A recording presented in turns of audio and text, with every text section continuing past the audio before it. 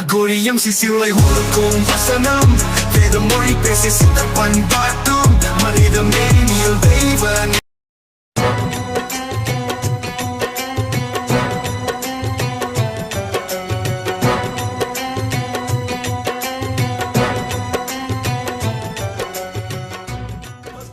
பாரங்கள் அத்தனையும் சுமப்பவன் அவனல்லவா.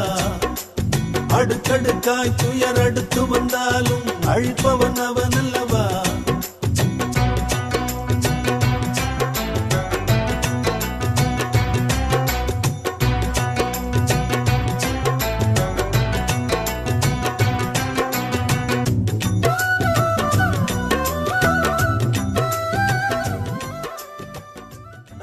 அவர் கிடைஞ்சல்கள் கொடுப்பது யாரடா, அவன் பக்தனை எதிர்ப்பது எவனடா.